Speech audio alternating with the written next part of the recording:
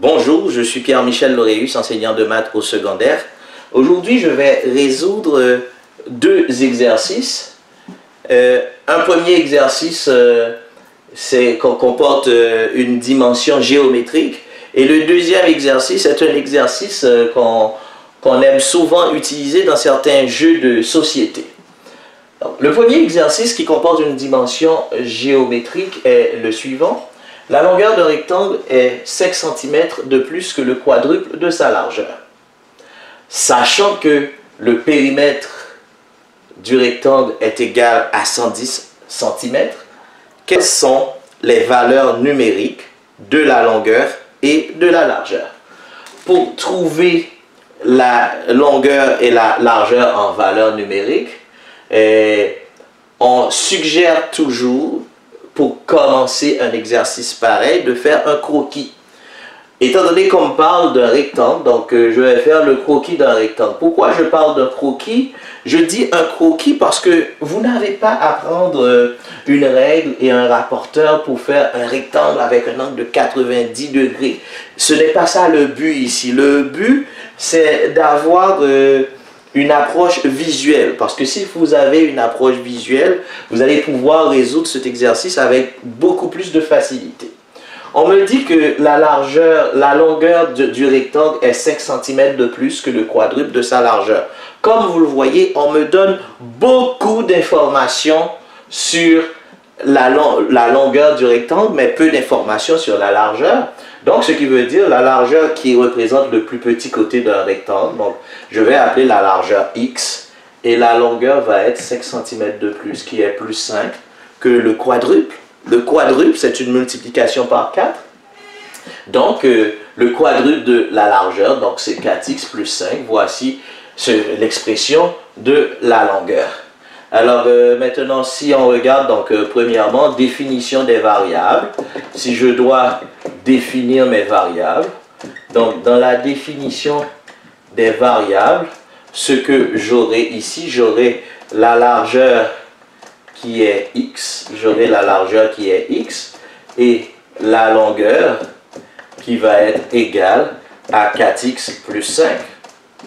Maintenant, pour former mon équation, à la deuxième étape, que je peux l'appeler, donc l'équation, pour former mon équation maintenant, je dois tenir compte de l'information qui me dit que le périmètre du rectangle est égal à 110 cm. Donc, le périmètre du rectangle est égal à 110 cm. Pour écrire le périmètre d'un rectangle, donc du rectangle, comme vous le voyez ici, donc ce côté c'est 4x plus 5, ce côté est également 4x plus 5. Dans un rectangle, les deux longueurs sont égales, ainsi que les deux largeurs sont aussi égales. Maintenant, le périmètre de ce rectangle est égal à 2 fois longueur, c'est 2 facteurs de x, c'est 2 facteurs de 4x plus 5, plus 2 fois largeur, c'est 2 facteurs de x, est égal à 110. Je vais maintenant résoudre cet exercice. La troisième étape, bien entendu, c'est la résolution de l'exercice. Je vais résoudre cet exercice. Donc, ici, j'aurai le 2 que je vais distribuer. Donc, 2 fois 4, ça me fait 8x, plus 2 fois 5 est égal à 10. Plus 2x est égal à 110. 8x plus 2x est égal à 10x plus 10 est égal à 110. Maintenant, je prends moins 10 à gauche, moins 10 à droite pour pouvoir isoler ma variable x, bien entendu. J'aurai 10x plus 10 moins 10, c'est 0, est égal à 110 moins 10 qui est égal à 100. Pour trouver la valeur de x, je vais diviser par 10 des deux côtés. Donc, ce qui veut dire que la valeur de mon x finalement, donc 1x est égal à 100 divisé par 10, ça me donne 10, ou bien x est égal à 10. Donc, je trouve que x est égal à 10. X est égal à 10, ça veut dire tout simplement que la largeur est égale à 10. Si la largeur est égale à 10, la longueur donc, va être égale à quoi? Donc, la largeur est égale, la largeur est 10 et la longueur est 4 fois 10 plus 5. 4 fois 10, 40 plus 5 est égal à 45. Donc la longueur est égale à 45. Ici j'aurai 10, ici j'aurai 45. La validation me dit que le périmètre doit être égal à 100. Est-ce que 2 fois 10 plus 2 fois 45 donne effectivement 100? Donc, et pas 100, doit donner 110, comme ici. Donc, est-ce que 2 fois 10 plus 2 fois 45 donne effectivement 110? Donc, 2 fois 10, 20, plus 2 fois 45 est égal à 90. Est-ce que c'est égal à 110? En effet, 20 plus 90, c'est 110. Est-ce que 110 est égal à 110? Oui. Donc, les mesures que j'ai trouvées pour la longueur et la largeur sont des mesures correctes. Voici ce deuxième exercice que nous allons résoudre, qui est un exercice qu'on a beaucoup utilisé dans des jeux de société, par exemple. Donc, un exercice pareil représentait une énigme de taille qui poussait à la réflexion. Alors, comment est-ce qu'on va résoudre cet exercice? Dans une ferme, il y a des dindes et des vaches. Il y a 10 vaches de moins que de dindes. En tout, on compte 140 pattes. Combien y a-t-il de dindes et de vaches dans cette ferme? Donc, voici l'exercice en question. Donc, comme vous le savez, la première étape consiste à définir les variables. On suggère toujours de choisir comme variable x l'élément qui contient le moins d'informations.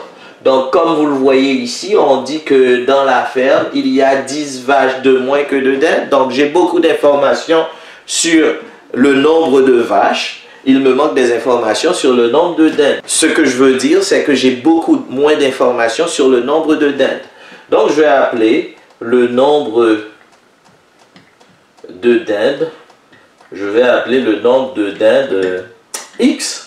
Donc, si le nombre de dindes, je l'appelle x, donc le nombre de vaches, je vais appeler le nombre de vaches x moins 10. Pourquoi x moins 10? Parce que tout simplement, on me dit que j'ai 10 vaches de moins que le nombre de dindes, donc, que le nombre de dindes dans cette ferme. Maintenant, pour former cette équation, il faut faire attention. Parce que il y a des vaches, il y a des dindes, mais ce qu'on me dit, on me dit qu'il y a 140 pattes. On n'est pas en train de me dire qu'il y a 140 animaux au total, là. On me dit qu'il y a 140 pattes. Exemple, si j'ai une dinde et 2 vaches, j'aurai 2 pattes pour la dinde et pour les 2 vaches que j'aurai, donc j'aurai 8 pattes au total pour les 2 vaches. Donc à ce moment-ci, pour une dinde et 2 vaches, je vais compter un total de 10 pattes. Et comment est-ce que je peux trouver 10 pattes? C'est 4 pattes pour une vache multiplié par le nombre de vaches, qui est 2 dans cet exemple.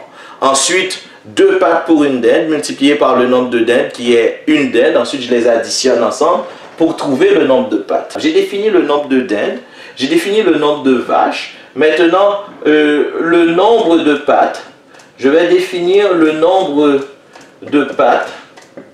Le nombre de pattes pour les dindes.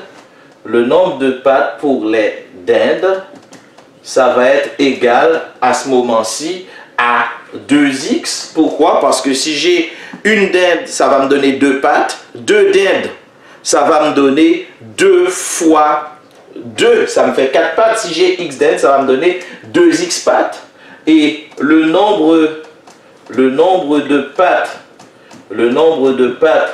pour les vaches, le nombre de pattes pour les vaches, ça va être dans ce cas-ci 4 fois x moins 10, parce qu'il y a x moins 10 vaches et chaque vache a 4 pattes. Donc c'est 4 fois x moins 10. Et maintenant, en deuxième position, nous allons former l'équation. l'équation va être égale à 2x plus 4 fois x moins 10. Ça va être égal à 140. Pourquoi cette équation? Parce que j'ai 140 pattes. Il faut que dans mon équation, je tienne compte du nombre de pattes. Donc, je vais résoudre maintenant cette équation à la troisième étape.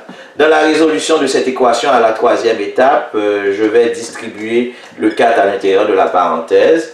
J'ai 2x plus 4x moins 40 est égal à 140. Maintenant, 2x plus 4x est égal à 6x moins 40. 6x moins 40 est égal à 140. Maintenant, il me suffit de prendre plus 40 des deux côtés. Donc, ça me fait 6x est égal à 180. 6x est égal à 180.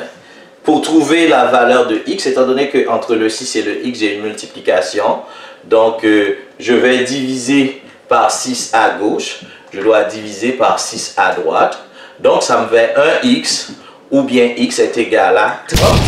Donc x représentait le nombre de dindes, donc dans cette ferme, il y a en réalité 30 dindes. Et combien y a-t-il de vaches? Pour les vaches, il y a x moins 10. Donc, il y a 30 moins 10 qui représente 20 vaches. Il y a 30 dindes. Il y a 30 dindes.